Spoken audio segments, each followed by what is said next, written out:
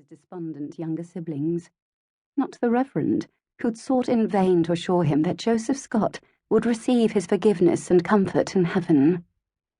A boy standing on the cusp of manhood, impotent in his rage, Tobin had been propelled by a primal need to be there, to witness the injustice, to have it scored into his mind's eye and into his soul, so that he would never forget, never forgive. But until this moment, he thought he'd been irrevocably numb to it. He dismounted and crouched down, and concentrated on finding the breath that had been snatched from his lungs. He closed his eyes and tried desperately not to replay the events of that horrific day, or to envision his father twisting all over again. Yet the images came at him hard and fast. The day had been bright, warm and cloudless, much like this day. Tobin had stood on a horse trough so that he'd been able to see over the heads of the onlookers, his hat pulled low over his eyes. His heart had beat out of his chest as the clergyman had offered his father a last word. His father had declined, and Tobin had been furious with him. Furious! That had been his moment to shout that he'd not stolen the Countess's jewels, that he'd been unjustly accused and convicted. It had been the moment he should have condemned them all for their stupidity and prejudice. But his father had remained intolerably silent. With the crowd jeering, the clergyman had recited the Lord's Prayer, while the hangman had covered his father's face with a black hood, then fitted the noose around his neck. He'd helped his father, as if he'd been infirm, onto the block. And then he'd kicked the block out from under his feet, at the same moment that two men had hauled his father up by his neck. His father had twisted at the end of that rope, his legs kicking madly, desperately seeking purchase, and finding nothing there to save him.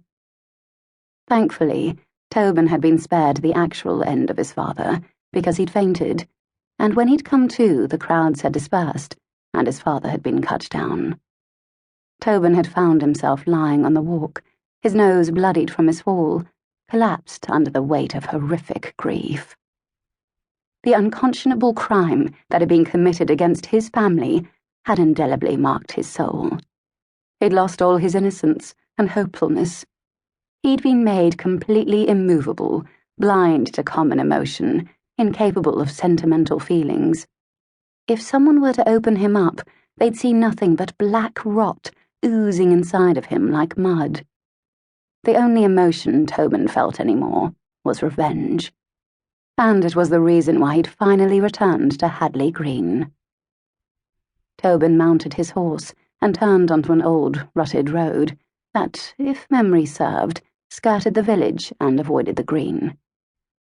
As he rode along the seldom-used road beneath gnarled tree limbs and past weedy undergrowth, he recalled how the trial and his father's execution had ruined the Scott family. Tobin, his mother, his sister Charity, and his brother Reuben had become pariahs. They'd been the offspring of the man who'd been accused of stealing priceless jewels from the beloved, alluring Countess of Ashwood. Jewels that had never been recovered, of course, because Tobin's father had not taken them and had not been able to say where they'd gone. Joseph Scott had been a good, honest man.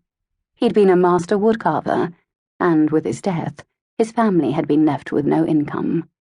They'd become wards of the church, living on the charity of the parishioners. A proud woman, Tobin's mother had not been able to abide the censure of a society in which she'd once been a respected member, nor had she been able to abide charity.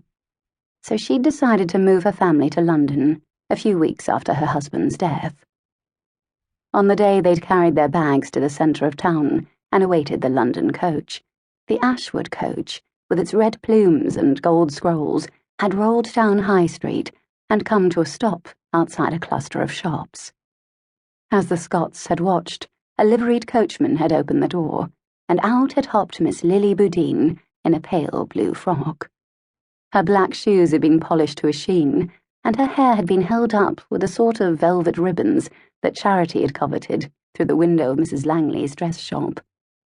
Lily Boudine had waited for the coachman to hand down a woman Tobin had known to be her governess.